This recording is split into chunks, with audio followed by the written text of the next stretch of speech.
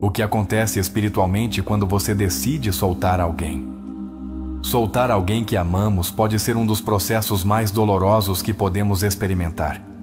Nos apegamos a pessoas, relacionamentos e memórias porque acreditamos que sem eles, algo em nós ficará incompleto. Mas, o que realmente acontece quando decidimos soltar? É apenas um processo emocional ou há algo mais profundo, algo espiritual que ocorre em nosso interior? Carl Jung, um dos psicólogos mais influentes da história, nos ensinou que cada perda é também uma transformação, uma oportunidade para integrar partes do nosso ser que antes não havíamos reconhecido. Jung dizia: não há despertar da consciência sem dor. As pessoas farão qualquer coisa, por mais absurda que seja, para evitar enfrentar sua própria alma. E soltar alguém não é apenas deixar ir fisicamente. É enfrentar a realidade de quem somos sem essa pessoa. É atravessar o luto da nossa própria identidade e nos reconstruirmos no processo. Se você já sentiu que não consegue soltar, que há uma parte de você que se agarra sem controle, então este vídeo é para você. Hoje exploraremos o que acontece no mais profundo da sua psique quando você decide soltar alguém. Soltar alguém não é apenas um ato emocional. É um ato de transformação interna. Quando nos apegamos a uma pessoa, fazemo-lo porque acreditamos que sua presença nos dá algo que nós mesmos não podemos nos dar. Mas Jung nos ensinou que o verdadeiro crescimento só ocorre quando enfrentamos nossa sombra, quando deixamos de projetar nos outros o que nos falta e aprendemos a nos sustentar desde dentro. Jung dizia: até que o inconsciente se torne consciente, ele continuará dirigindo sua vida e você o chamará de destino. Isso significa que, quando não soltamos alguém, o que realmente estamos fazendo é resistir a ver o que essa pessoa representa em nossa psique. Alguma vez você já se perguntou por que certas relações doem tanto ao terminar? Por que algumas perdas nos despedaçam, enquanto outras aceitamos com mais facilidade? A resposta está no que essa pessoa simboliza para nosso inconsciente. Não estamos soltando apenas uma pessoa. Estamos soltando uma parte de nós que havíamos depositado nessa pessoa. E aqui é onde entra o processo espiritual do desapego. Jung nos dizia que, quando nos apaixonamos, não o fazemos pela pessoa real, mas pela imagem que projetamos nela. Essa imagem vem do mais profundo da nossa psique, das nossas necessidades emocionais não resolvidas. Se buscamos validação, nos apaixonamos por quem nos dá isso. Se buscamos segurança, nos apegamos a quem nos faz sentir protegidos. Se buscamos cura, procuramos quem represente o que nos feriu no passado. Então, quando chega o momento de soltar, o que realmente estamos enfrentando não é a perda da pessoa, mas a perda da identidade que havíamos construído ao lado dela. Aqui vai um exercício introspectivo. Feche os olhos e pense em alguém que você ainda não consegue soltar. Pergunte-se: o que essa pessoa representa na minha vida? Que parte de mim se sente vazia sem ela? Se você descobrir que essa pessoa representa algo que você acredita que não pode se dar a si mesmo, então aí está a verdadeira raiz do apego. Jung dizia: aquilo que você mais precisa está no lugar onde menos quer olhar. Se você não consegue soltar alguém, é porque essa pessoa está te obrigando a olhar uma parte de você que você não quis enfrentar. Talvez a insegurança, talvez o medo de estar sozinho, talvez o vazio de não se sentir suficiente. Mas aqui vai algo que você precisa entender. Soltar não é perder, é recuperar. Quando você decide soltar alguém, você se recupera a si mesmo. Recupera a energia que investiu em sustentar algo que já não te pertencia. Recupera a identidade que deixou para trás para se encaixar nessa relação. Recupera o poder de definir sua vida sem depender da presença de outro. O processo espiritual de soltar tem várias etapas. Primeiro, a negação.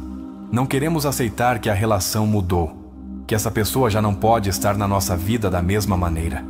Depois, a resistência. Nos apegamos, buscamos explicações, Queremos voltar ao que era antes, mas, em seguida, vem a aceitação.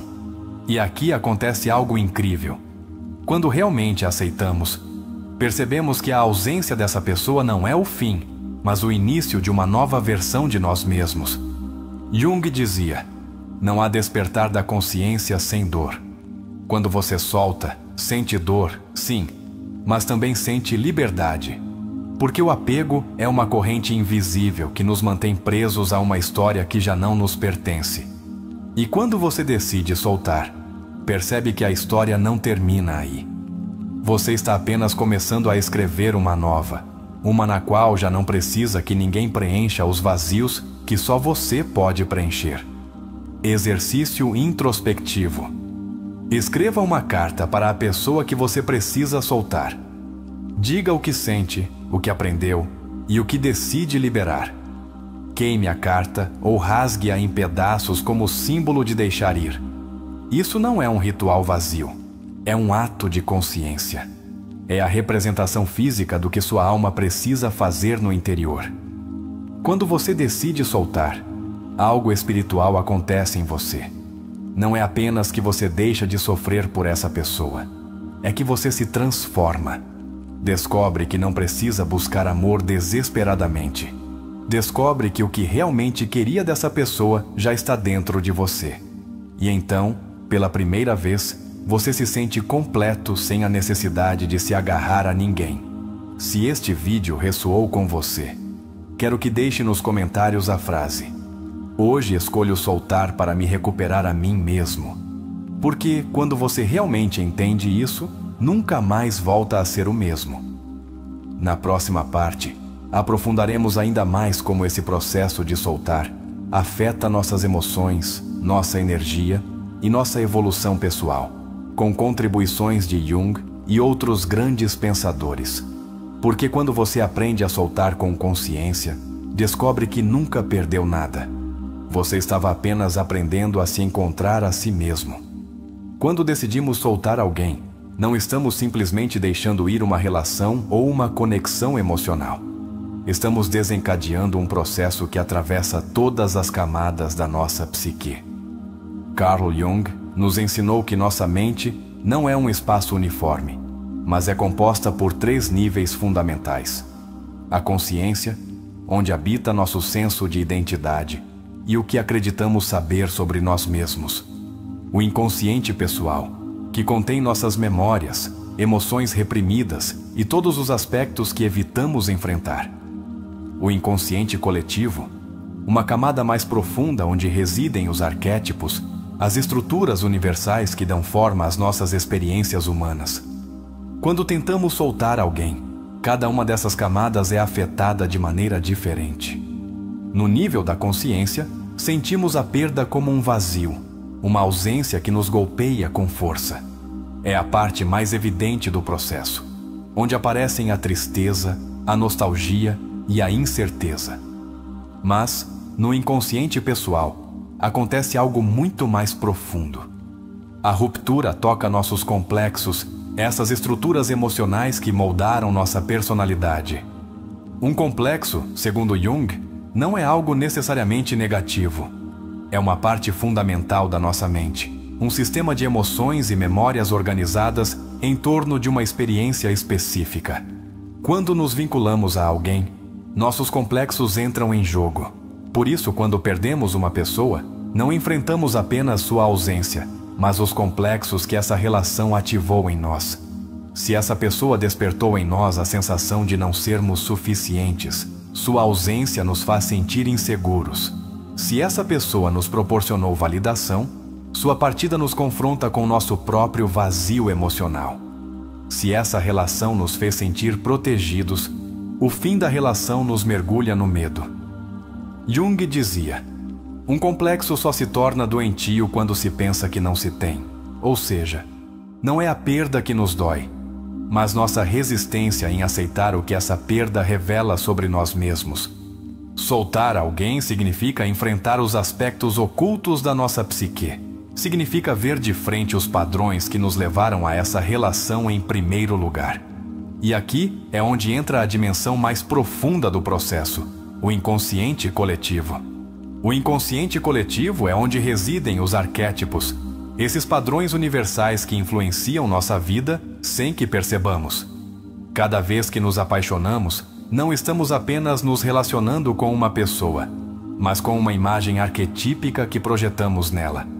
Por exemplo, se em nossa mente inconsciente a parceira representa segurança e estabilidade, associamos essa pessoa ao arquétipo do protetor. Se vemos em nossa parceira uma fonte de inspiração, podemos estar nos relacionando com o arquétipo da musa. Se idealizamos alguém e lhe damos um poder absoluto sobre nosso bem-estar, podemos estar projetando o arquétipo do Salvador. Mas o que Jung descobriu é que esses arquétipos não apenas moldam nossas relações, mas também nosso sofrimento quando essas relações terminam. Quando alguém vai embora, o que realmente desmorona é a imagem arquetípica que havíamos construído em torno dessa pessoa. Não estamos soltando um indivíduo real. Estamos soltando o papel que lhe havíamos atribuído em nossa psique. Aqui é onde o processo de soltar se torna uma crise espiritual, porque não perdemos apenas alguém. Perdemos uma parte da nossa identidade que estava ligada a essa relação. O eu, segundo Jung, é apenas um complexo a mais dentro da nossa psique. Não é o centro absoluto da nossa existência, mas uma construção frágil que é moldada pelas experiências da vida. Quando uma relação se rompe, o eu perde um ponto de referência, e isso nos obriga a fazer algo que a maioria das pessoas evita: reconstruir nossa identidade sem depender de ninguém mais. Jung dizia: o privilégio da sua vida é tornar-se quem você realmente é. Mas nos tornarmos nossa verdadeira versão não é um caminho fácil. Implica nos desfazermos das ilusões que construímos sobre nós mesmos. Implica soltar as narrativas que repetimos durante anos. Implica deixar de depender de arquétipos externos e começar a integrar nossos próprios opostos internos.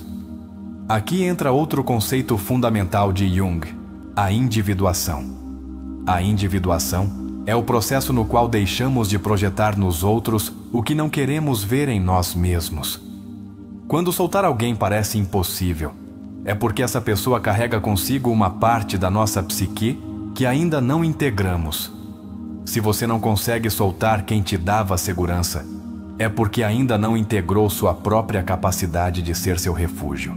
Se você não consegue soltar quem te proporcionava amor, é porque ainda não aprendeu a se amar por si mesmo. Se você não consegue soltar quem te validava, é porque ainda não reconheceu seu próprio valor sem depender dos outros. O verdadeiro ato de soltar não é esquecer, é reintegrar.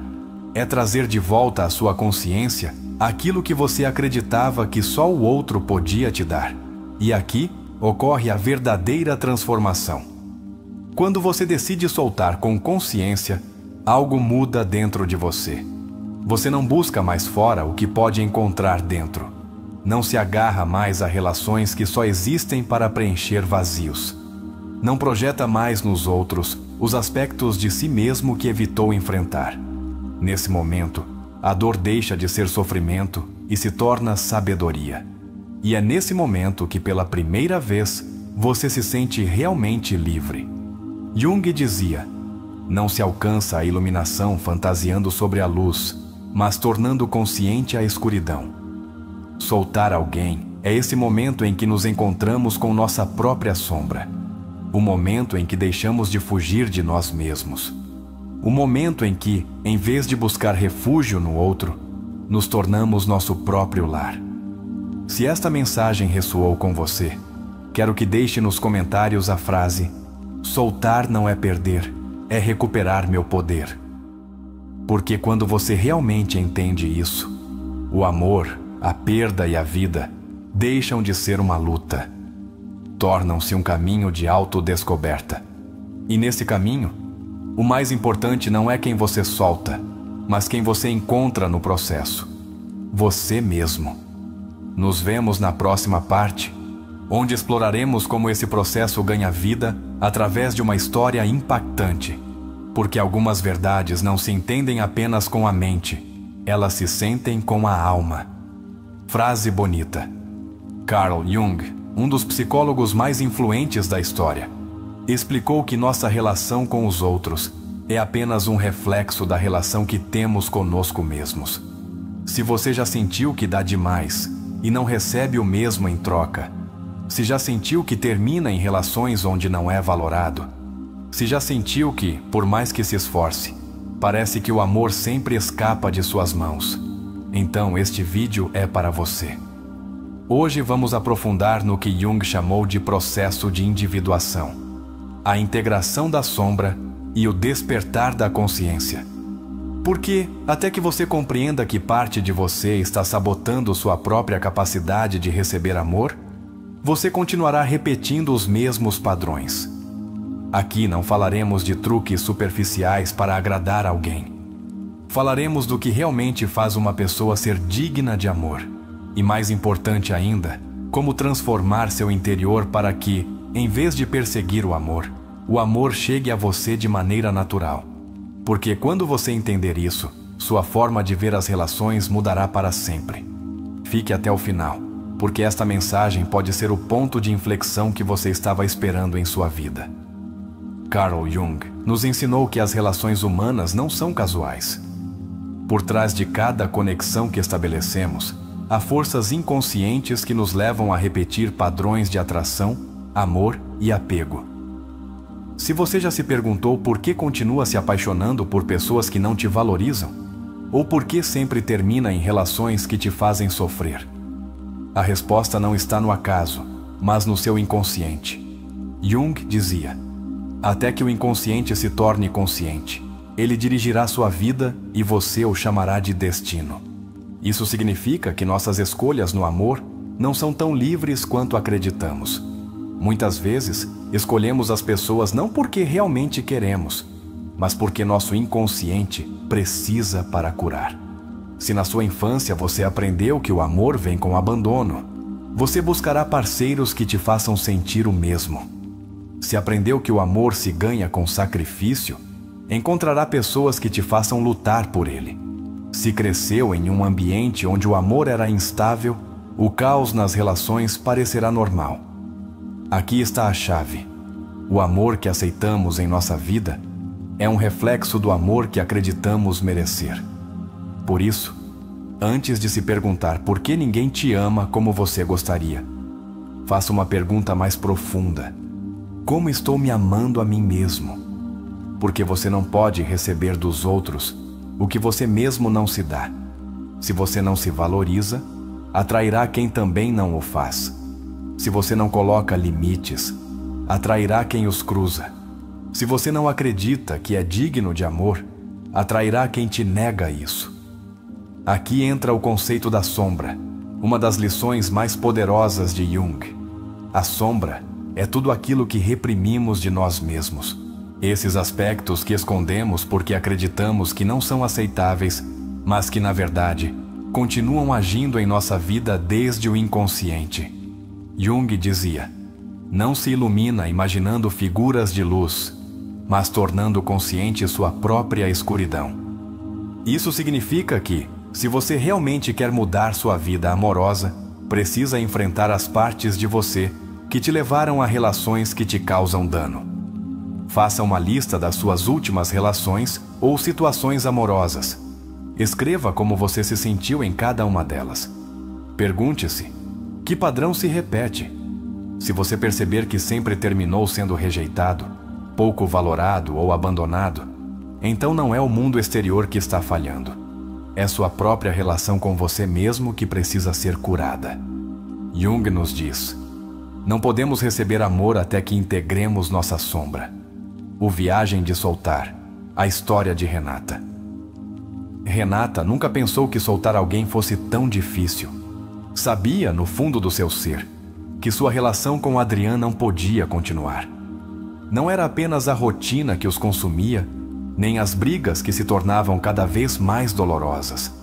Era a sensação de que algo dentro dela estava morrendo lentamente. Mas ainda assim, cada vez que pensava em se afastar, sentia uma opressão no peito, um vazio que a aterrorizava. Convencia-se de que o amor não podia desaparecer assim do nada, que deveria haver algo que pudesse fazer, algo que pudesse dizer, para que tudo voltasse a ser como antes. O que Renata não sabia era que o que aprendia a Adrian não era amor, mas sua própria sombra refletida nele. Carl Jung dizia: tudo o que nos irrita nos outros nos leva a um entendimento de nós mesmos. E a relação com Adrian não era a exceção. Cada vez que ele a ignorava, Renata sentia uma raiva profunda, quase irracional. Mas não percebia que, na verdade, o que mais a doía não era sua indiferença, mas a parte dela mesma que nunca aprendera a se validar sem a aprovação de alguém. Cada vez que ele a fazia sentir insuficiente, não era apenas Adrian falando, mas a voz do seu próprio inconsciente repetindo os mesmos padrões que ela aprendera na infância. Porque Renata crescera com um pai ausente e uma mãe que sempre a fez sentir que precisava merecer amor, que tinha que conquistá-lo, que o amor não era dado gratuitamente. Jung dizia que nosso inconsciente pessoal se forma a partir de nossas experiências e da interação com o inconsciente coletivo. No caso de Renata, seu inconsciente pessoal registrara desde criança que amor e ausência eram a mesma coisa. Por isso, sua mente a levava a repetir a história uma e outra vez. Adrian não era mais que o reflexo desse complexo, mas ela ainda não via isso. Tudo o que sabia era que, cada vez que tentava soltá-lo, seu corpo reagia com angústia. Jung explicava que os complexos podem ter autonomia e se manifestar com uma força que parece independente da nossa vontade. É por isso que Renata não estava apenas sofrendo uma ruptura emocional, mas uma batalha interna. Porque o amor que tinha por Adrian não era apenas amor. Era uma construção psíquica que estivera com ela toda a vida. Quando Adrian se afastava, não era apenas ele que desaparecia. Era a própria ideia do que Renata acreditava ser o amor. E no fundo, era isso que ela lutava para manter. Por isso, cada vez que tentava se afastar, uma parte dela sussurrava: se você o deixar, o que resta de você? E isso a aterrorizava. Porque soltar Adrian não significava apenas deixar uma relação para trás. Significava enfrentar a si mesma. Jung dizia: o privilégio da sua vida é tornar-se quem você realmente é. Mas ninguém nos diz o quão difícil é esse processo. Porque, para nos tornarmos quem realmente somos, primeiro precisamos soltar a versão de nós mesmos que foi construída a partir do medo, da dependência, das feridas do passado. Renata não estava pronta para fazer isso, ou pelo menos era o que acreditava. Até que uma noite, após mais uma discussão que a deixou se sentindo vazia, ela se olhou no espelho e pela primeira vez perguntou-se: quem sou eu sem ele? E nesse momento, sentiu o verdadeiro medo. Porque não tinha uma resposta. Nunca tivera que se ver sem a mirada de alguém a definindo. Sempre existira em função do outro. Mas agora, o outro estava se desvanecendo. E com ele, todas as desculpas que a impediam de enfrentar sua própria sombra. Jung dizia que o inconsciente coletivo se manifesta em momentos de crise, através de sonhos, símbolos e sensações inexplicáveis. E naquela noite, Renata sonhou algo que a marcaria para sempre. Sonhou que estava em uma casa vazia, escura, com portas que não levavam a lugar algum. Procurava uma saída desesperadamente, mas cada vez que tentava abrir uma porta, uma voz dizia: você não pode sair até que se olhe a si mesma. Ela se virou e viu um espelho enorme, coberto de poeira. Quando se aproximou, a princípio não viu nada, mas, quando a poeira começou a se dissipar, viu seu reflexo. E o que viu a deixou sem fôlego. Não era ela, era sua criança interior, com olhos tristes e mãos trêmulas. Nesse momento, ela entendeu.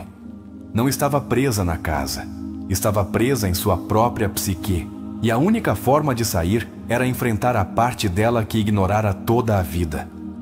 Ela acordou com o coração acelerado, com a sensação de que algo dentro dela mudara para sempre. Porque agora sabia que o problema nunca fora Adrian. O problema era a história que ela vinha repetindo sem perceber, e pela primeira vez sentiu que podia fazer algo a respeito. Na próxima parte desta história, veremos como Renata começa o verdadeiro processo de soltar, não apenas Adrian, mas a versão de si mesma que ainda não sabia como existir sem ele. Porque soltar alguém não é o fim. É o começo do verdadeiro despertar. Renata acordou com o coração batendo no peito como se tivesse corrido uma maratona.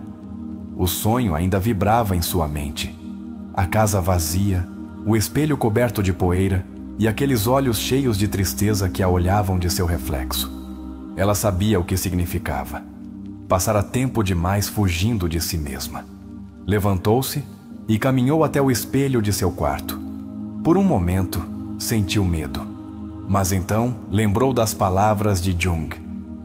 Não se ilumina imaginando figuras de luz, mas tornando consciente a escuridão.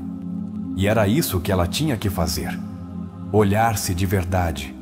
Viu-se a si mesma, mas desta vez sem a história de Adrian, sem a imagem do que acreditava que deveria ser em uma relação.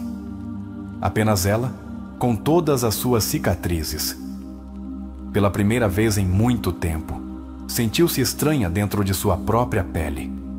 Porque, se não era a mulher que lutava pelo amor de Adrian, então quem era?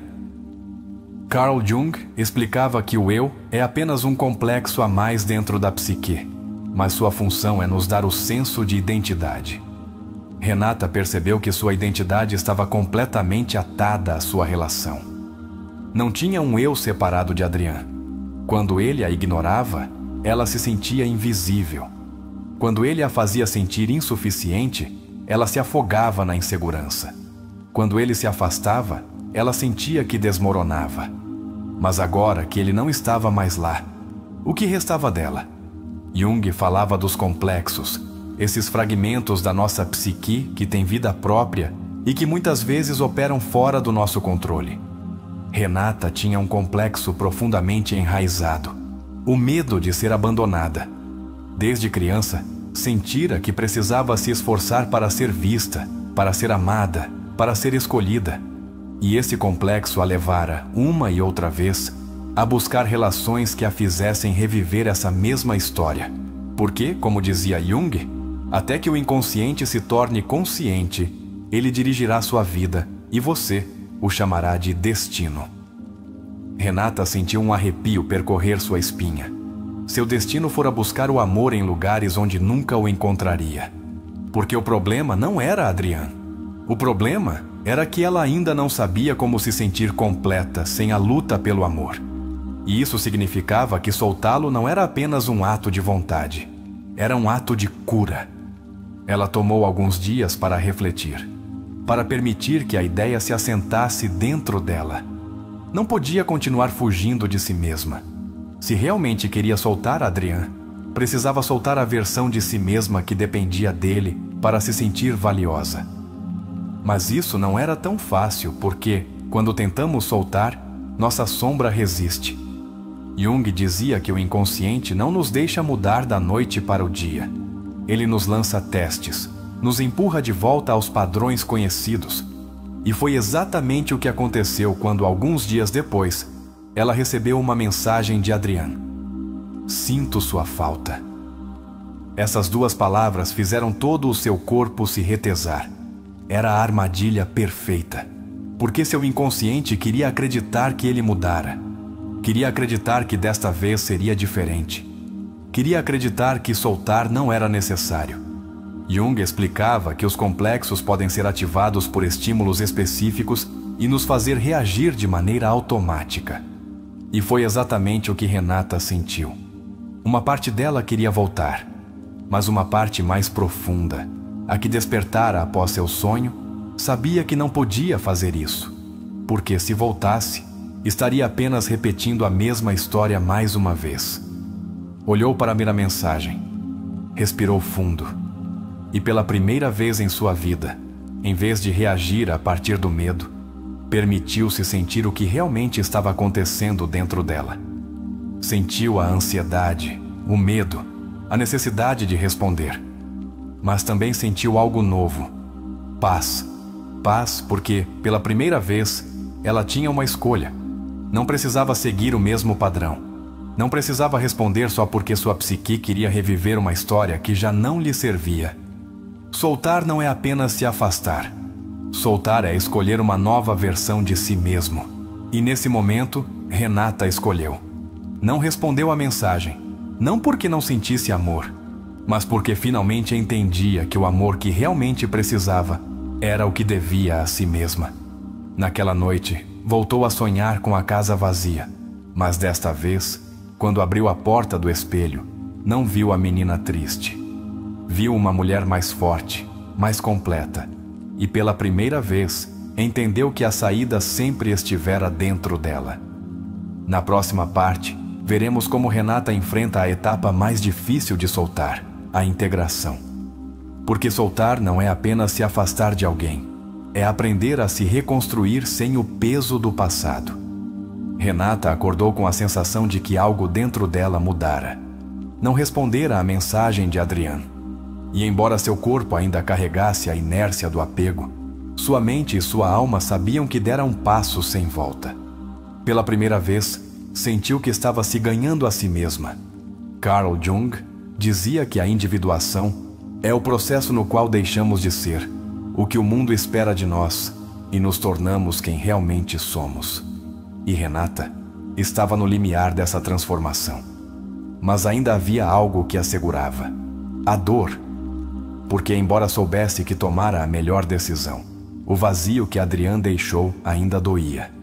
Esse era o grande dilema de soltar. O correto nem sempre parece bom no início. Jung explicava que o inconsciente nos prende ao familiar, mesmo quando o familiar nos machuca. É por isso que muitas pessoas voltam a relações tóxicas, porque a dor conhecida parece mais suportável que o vazio do desconhecido. Renata entendeu que sua luta não era com Adrian, era com ela mesma, com a parte dela que ainda acreditava que, sem ele, algo em sua vida ficava incompleto. Aqui entra o conceito dos complexos junguianos.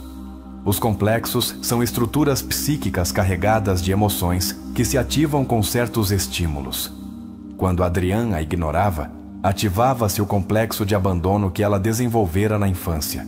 Quando Adrian lhe dava migalhas de amor, ativava-se sua necessidade de validação.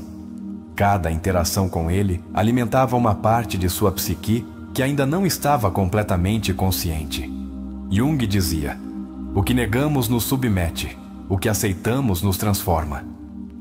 Renata não podia continuar negando sua dor. Precisava aceitá-la, sentir completamente. Ela se permitiu chorar, se permitiu lembrar.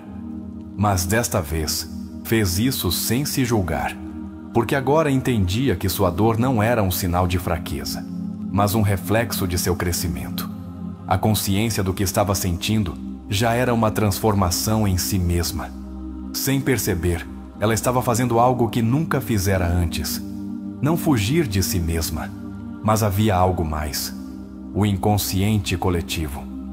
Jung explicava que dentro de todos nós existem padrões ancestrais, arquétipos que influenciam nossa vida sem que percebamos. Um desses arquétipos é o amante ferido. A parte de nós que acredita que o amor sempre dói, que, se não há sofrimento, não é amor real. Renata percebeu que toda a sua vida vivera sob esse arquétipo, mas também entendeu que os arquétipos não são prisões. Podemos reescrever nossa história. Podemos escolher outro caminho. Jung dizia que a transformação ocorre quando deixamos de nos ver como vítimas e nos reconhecemos como criadores de nossa realidade. Renata entendeu isso de repente. Não precisava continuar sendo a mulher que sofria por amor. Podia ser a mulher que se reconstrói, que se escolhe, que deixa para trás o que já não lhe serve. O processo não seria fácil. O inconsciente não muda da noite para o dia, mas algo dentro dela já se movera. E o mais importante, ela não tinha mais medo. Não tinha mais medo de estar sozinha, porque pela primeira vez estava aprendendo a estar consigo mesma. Jung dizia que a solidão não é a ausência de companhia, mas o encontro consigo mesmo. e Renata estava começando a entender isso. Mas sua maior prova ainda estava por vir. Porque soltar alguém não significa apenas se afastar fisicamente. Significa romper com a energia que ainda nos une a essa pessoa.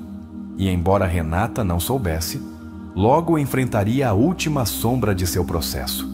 A última prova que decidiria se ela estava realmente pronta para soltar. Na próxima parte, veremos como Renata enfrenta o momento mais difícil de todos, a despedida final. Porque soltar não é apenas um ato de consciência, é um ato de renascimento. O ar estava denso naquela tarde. Renata decidira sair para caminhar. Precisava clarear a mente. Sentia que estava mais perto do que nunca de soltar Adrian. Mas algo dentro dela ainda pesava.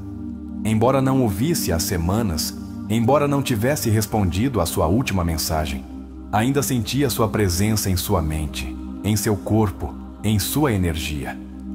Carl Jung dizia que, quando soltamos alguém, não estamos apenas deixando ir uma pessoa, mas também a parte de nós que havíamos projetado nela. Renata entendia isso em um nível teórico, mas seu corpo ainda não o soltara completamente. Cada esquina da cidade a lembrava dele, cada música no rádio, cada lugar onde haviam rido juntos. O inconsciente pessoal armazena cada experiência, cada emoção e as associa a lugares, sons e memórias. Por isso, soltar alguém não é apenas tomar a decisão racional de deixá-lo ir. É reconfigurar a mente, liberar as memórias e ressignificar o vivido. Jung explicava que os complexos têm autonomia. Podem se ativar sem que percebamos. Podem falar dentro de nós com sua própria voz. Essa era a luta de Renata. Não era com Adrian, era com o eco dele dentro dela. Ela decidiu sentar-se em um banco no parque. Respirou fundo e fechou os olhos. Em sua mente, viu-o claramente. Adrian estava lá.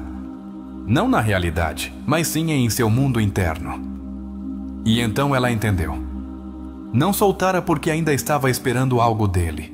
Talvez um pedido de desculpas, talvez um fechamento, talvez a confirmação de que, em algum momento, ele a amara de verdade. Mas Jung dizia, ninguém se ilumina projetando figuras de luz, mas tornando consciente a escuridão. E sua escuridão era essa. O medo de aceitar que algumas coisas simplesmente não têm fechamento. Que algumas histórias não terminam com um me desculpe, mas com um silêncio. Que algumas despedidas não vêm com explicações, mas com a necessidade de seguir em frente sem elas. Nesse momento, sentiu algo novo em seu peito. Não era tristeza, não era nostalgia, era rendição. A rendição de alguém que para de lutar contra o que já é, que para de esperar respostas, que para de buscar sentido no que já passou. Renata abriu os olhos e soube que finalmente estava pronta. Jung explicava que o inconsciente coletivo se manifesta em símbolos e Renata sentiu a necessidade de fazer algo simbólico para marcar esse momento. Pegou seu celular, buscou o número de Adrian e o deletou. Não com raiva, não com ressentimento, mas com a certeza de que já não precisava dele em sua vida. Levantou-se e a cada passo que dava, sentia que recuperava um pouco mais de si mesma. O amor que depositara nele agora voltava para ela. A energia que gastara sustentando o insustentável agora a sustentava. Porque soltar não é perder. É recuperar-se, é voltar para casa. E nesse momento, Renata entendeu algo profundo. Sempre estivera se buscando através de Adrian, mas agora ela se encontrara sem precisar dele. Caminhou pela cidade com um leve sorriso, sentindo a leveza de quem finalmente deixou ir.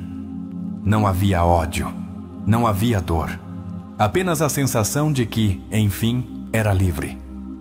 Livre da história que repetira tantas vezes, livre do medo de estar sozinha, livre para começar uma nova história, uma em que ela era a protagonista.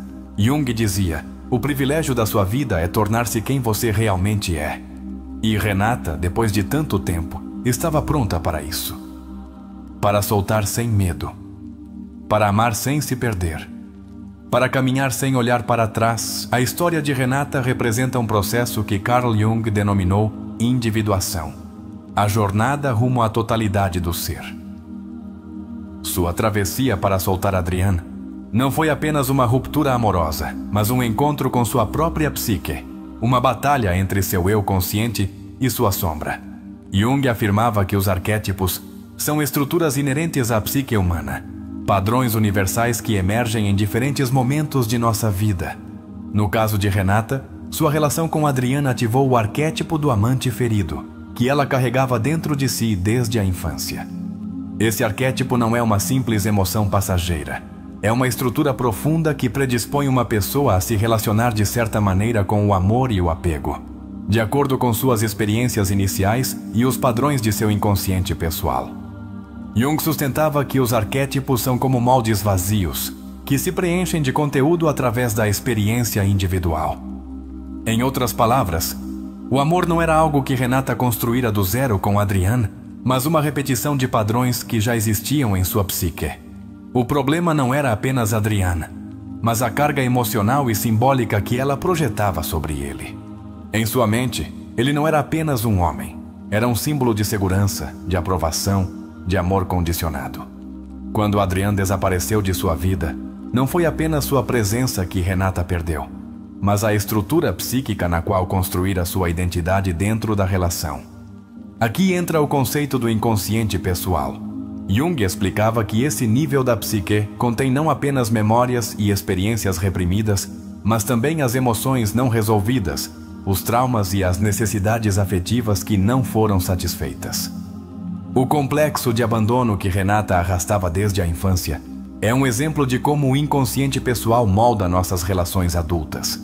Os complexos, segundo Jung, são estruturas emocionais autônomas dentro do inconsciente. Eles se ativam com certos estímulos e podem nos fazer reagir de maneiras que escapam ao nosso controle.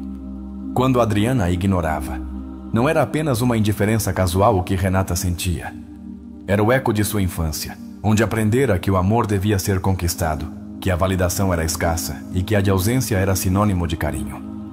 Por isso, sua psique se agarrava à relação, porque no fundo, deixá-lo ir significava confrontar essa ferida da infância, que nunca cicatrizara.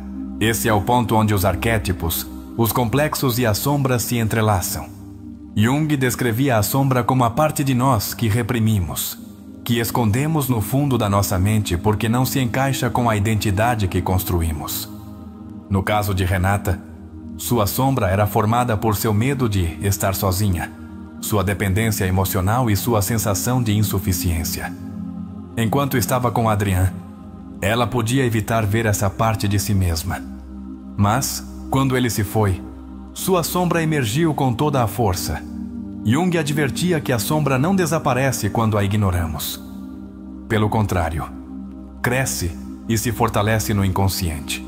Renata não podia fugir de si mesma para sempre. E foi então que apareceu o símbolo do espelho em seu sonho. Jung sustentava que os símbolos são mecanismos de transformação psíquica. São ferramentas que o inconsciente usa para nos revelar o que não queremos ver conscientemente. O espelho no sonho de Renata não era um objeto comum, mas um portal para seu verdadeiro ser. A poeira que cobria o espelho representava os anos de negação, de auto-engano, de identidades construídas em função do outro. Mas quando ela o limpou e viu sua criança interior refletida nele, foi o momento em que seu inconsciente lhe mostrou a raiz de seu sofrimento. Jung explicava que o trabalho com a sombra é o primeiro passo para a individuação. Não podemos alcançar a totalidade do nosso ser se primeiro não enfrentarmos o que reprimimos, o que nos assusta, o que escondemos na escuridão. O problema de Renata não era apenas a ausência de Adriane, era o fato de que, sem ele, sua persona desmoronava. A persona, em termos junguianos, é a máscara social que usamos para nos encaixar no mundo. Renata construíra uma persona baseada em ser a parceira de Adriane, em ser a mulher que lutava pelo seu amor, em ser a que esperava reconhecimento. Mas agora, sem ele, essa máscara estava caindo, e o que havia por trás era um eu frágil, indefinido, que nunca aprendera a se sustentar sem a mirada de outro. Jung afirmava que, quando a persona e a sombra entram em conflito, ativa-se a crise existencial. É o ponto em que nos deparamos com a grande pergunta: Quem sou eu quando deixo de ser o que o outro esperava de mim? Renata estava nesse ponto. Começara o processo de diferenciação entre seu eu real e a identidade que construíra em torno de Adriane. Mas ainda faltava um último passo, a integração da sombra. Jung dizia que a integração da sombra não é eliminá-la, mas reconhecê-la e torná-la parte consciente da nossa psique. Renata precisava aceitar que seu medo de estar sozinha não desapareceria magicamente, mas que ela podia aprender a viver com ele sem que definisse suas escolhas. Que sua necessidade de validação não sumiria de um dia para o outro, mas que ela podia deixar de buscar essa validação em pessoas que apenas a reforçavam como insuficiente. Que sua ferida de abandono não podia ser apagada, mas podia ser curada ao parar de repetir a história uma e outra vez. Jung afirmava que o inconsciente envia sinais de cura através de sonhos, emoções e sincronicidades. E Renata sentiu isso quando, após semanas sem se comunicar com Adriane, recebeu uma última mensagem dele. Espero que você esteja bem. Pela primeira vez, ela não sentiu necessidade de responder. Não porque o odiasse, não porque quisesse provar que vencera, mas porque simplesmente já não precisava dele.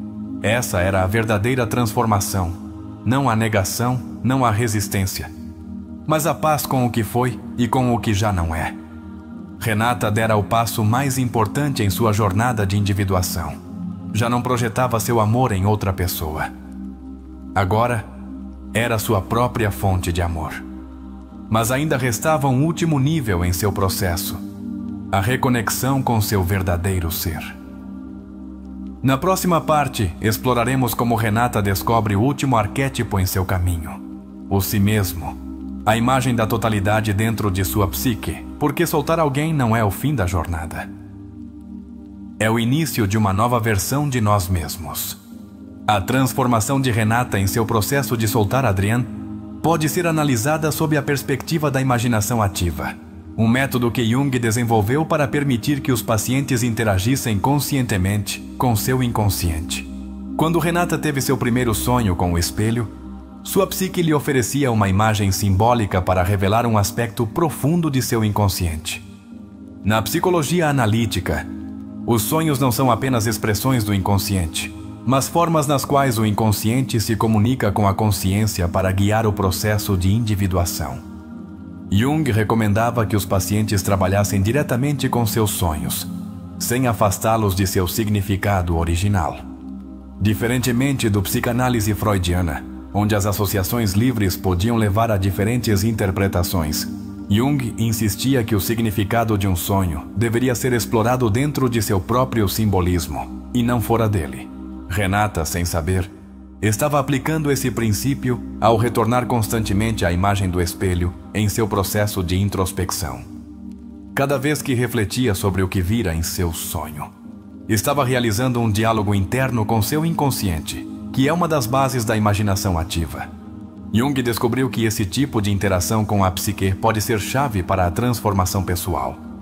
Ao trabalhar ativamente com uma imagem ou uma emoção, o indivíduo pode modificar sua relação com seu inconsciente em vez de ficar preso nos mesmos padrões repetitivos. No caso de Renata, quando finalmente viu seu reflexo sem a poeira cobrindo o espelho, seu inconsciente lhe estava mostrando que ela estava pronta para enfrentar sua verdade sem distorções. Essa foi a primeira grande sinal de que seu processo de individuação estava em andamento. Para Jung, a individuação é o processo pelo qual um indivíduo deixa de projetar partes inconscientes no mundo exterior e aprende a integrar sua totalidade psíquica. Renata passara toda a sua relação com Adriane, projetando sua própria necessidade de validação nele. Ele não era apenas um homem em sua vida, era a representação externa de seu próprio complexo de insuficiência. Quando Adriane a ignorava, seu inconsciente interpretava o evento como uma confirmação de que ela não era valiosa o suficiente para ser amada. No entanto, o problema nunca fora Adriane em si, mas a estrutura psíquica dentro de Renata que a fazia escolher e sustentar relações onde seu valor dependia da aceitação do outro. Esse é um padrão comum em quem desenvolveu uma forte dependência emocional. Do ponto de vista junguiano, o que Renata estava experimentando era uma tentativa de sua psique de completar uma história inacabada de sua infância. O complexo de abandono que ela tinha fora ativado por Adrian, mas não fora criado por ele. Esse complexo se formara nos primeiros anos de sua vida, quando aprendera que o amor devia ser lutado e que não era algo incondicional. Jung afirmava que os complexos não desaparecem ao ignorá-los, mas continuam se manifestando em nossas relações, até que finalmente os tornemos conscientes. Para Renata, isso significava que soltar Adrian não era suficiente se ela não conseguisse soltar a estrutura psíquica que a fazia se agarrar a pessoas como ele. Aqui entra a importância dos símbolos transformadores. Jung descobriu que o inconsciente usa símbolos para comunicar mensagens profundas que podem facilitar a transformação interior. O espelho no sonho de Renata era um símbolo claro de autorreconhecimento e clareza. Mas havia um segundo símbolo-chave em seu processo, a mensagem de Adrian. Quando Adrian lhe enviou a última mensagem dizendo: "Espero que você esteja bem", Renata experimentou um conflito interno. Era o mesmo dilema que muitas pessoas enfrentam quando tentam soltar alguém. Estou realmente pronta? E se desta vez for diferente? Essa mensagem não era apenas uma tentativa de contato, era um teste do inconsciente. Jung falava de como a psique nos confronta com padrões repetitivos como uma forma de aprendizado. Se Renata tivesse respondido à mensagem, seu inconsciente a teria levado de volta ao mesmo ciclo emocional. Mas, ao escolher não responder, ela quebrou a cadeia de repetição. Essa é uma das chaves da terapia junguiana. Quando uma pessoa age de maneira diferente do que seu inconsciente está acostumado, inicia-se um processo de transformação. No entanto, Jung também advertia que a transformação real não ocorre apenas com um ato consciente, mas com a integração da experiência emocional. Ou seja, Renata não precisava apenas ignorar a mensagem. Ela precisava processar o que sentia e aprender a se sustentar emocionalmente, sem depender da validação de Adrian. Aqui entra o conceito de imaginação ativa. Renata poderia ter trabalhado com sua experiência de maneira mais profunda, por meio da escrita, da visualização ou até mesmo da expressão artística. Jung recomendava que os pacientes usassem a pintura, a escrita ou o desenho para expressar suas emoções e facilitar a integração do inconsciente. Esse é um método poderoso porque permite que a psique expresse o que as palavras muitas vezes não conseguem. Renata, embora não usasse essas técnicas de maneira consciente, fez algo simbolicamente poderoso. Deletou o número de Adrian. Em termos psicológicos, esse ato representa uma afirmação de independência emocional. É um ato de fechamento que sinaliza ao inconsciente que o ciclo terminou. Mas o inconsciente não solta facilmente. Por isso, embora Renata tivesse dado esse passo, sua psique ainda precisava passar por um processo de integração mais profundo. Jung advertia que a psique resiste à mudança porque está programada para sustentar estruturas familiares. Mesmo quando algo é doloroso, se é familiar, a psique tentará mantê-lo. É por isso que muitas pessoas retornam a relações que sabem que lhes fazem mal. O processo de soltar não é apenas uma decisão. É uma negociação entre a mente consciente e o inconsciente. Renata agora estava na última fase de sua transformação. Integrar sua experiência e encontrar um senso de plenitude sem precisar se projetar em outra pessoa. Esse é o passo mais difícil, porque implica encontrar a verdadeira identidade além da relação. Na próxima parte, exploraremos como Renata enfrenta sua nova realidade e como a integração do si mesmo representa o fim de seu processo de individuação. Porque soltar alguém não é o destino final, mas o início de uma nova relação consigo mesmo.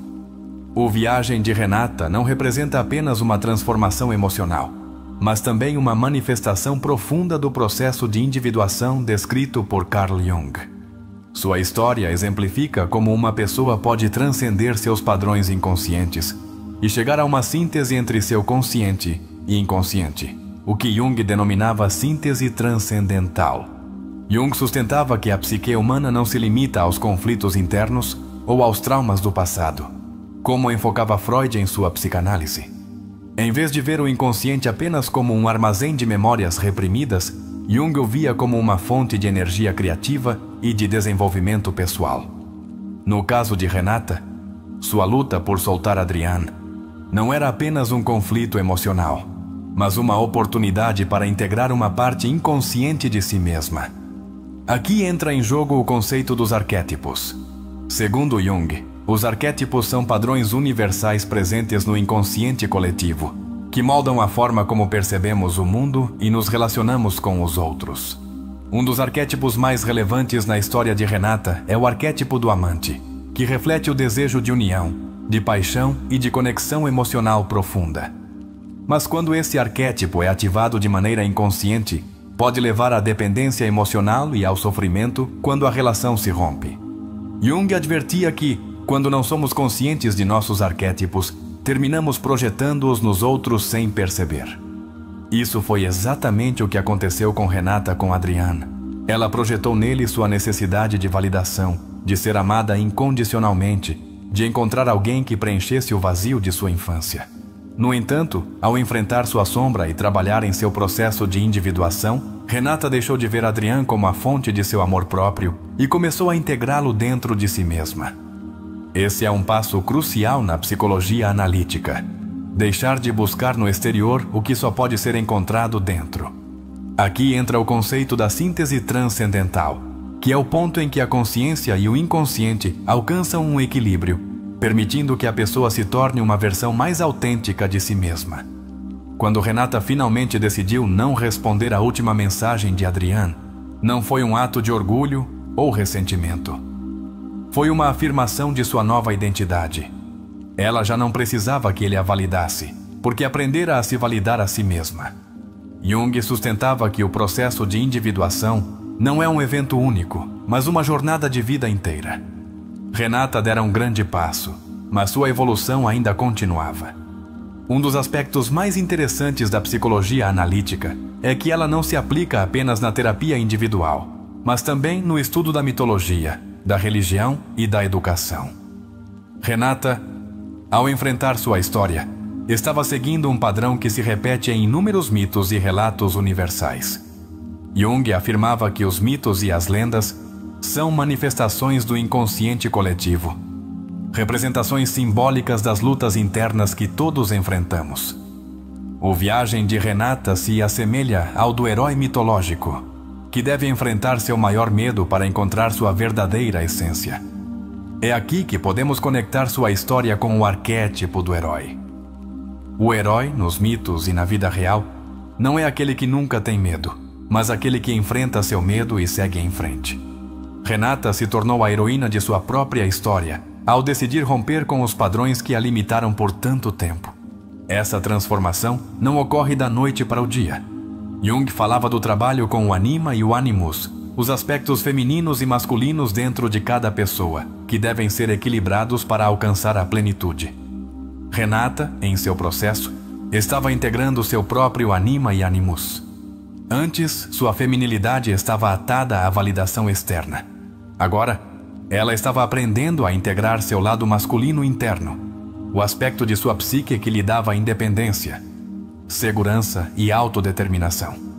O equilíbrio entre esses aspectos é fundamental na psicologia analítica. Muitas pessoas vivem presas em um desequilíbrio, projetando suas necessidades inconscientes em suas relações e buscando nos outros o que não encontraram em si mesmas. O caminho de Renata mostra que a verdadeira transformação só ocorre quando olhamos dentro de nós mesmos e enfrentamos o que evitamos por tanto tempo. Jung afirmava que não podemos alcançar a totalidade se ignorarmos nossas partes reprimidas. É por isso que, no processo de soltar alguém, não se trata apenas de deixar a pessoa ir, mas de integrar a parte de nós que havíamos projetado nela. Renata, ao tomar o controle de seu processo, estava dando um passo rumo à sua própria individuação. Do ponto de vista terapêutico, isso é o que realmente se busca em uma terapia baseada na psicologia analítica. O objetivo não é simplesmente aliviar o sofrimento imediato, mas facilitar o processo de transformação interior. Jung sustentava que a psicoterapia deveria evitar a dependência do paciente. Por isso, seu enfoque não consistia em dar respostas ao paciente, mas em ajudá-lo a encontrar suas próprias respostas dentro de si mesmo. Isso é o que diferencia a psicologia analítica da psicanálise. Enquanto a psicanálise tradicional busca analisar traumas e conflitos passados, A psicologia analítica busca o desenvolvimento da personalidade e a integração do ser completo. O processo de Renata não foi apenas uma análise de seu passado, mas uma transformação ativa de seu presente e seu futuro. À medida que avançamos neste análise, podemos ver que a história de Renata é um reflexo de um processo universal. Todos, em algum momento, devemos soltar algo ou alguém para poder avançar em nosso caminho de individuação. Para Jung, soltar não é um ato de perda, mas de crescimento. Quando Renata tomou a decisão de deletar o número de Adriane e não responder sua mensagem, estava marcando um antes e um depois em sua evolução psíquica. Porque soltar não é apenas esquecer, é integrar a experiência, aprender com ela e seguir em frente com uma nova perspectiva.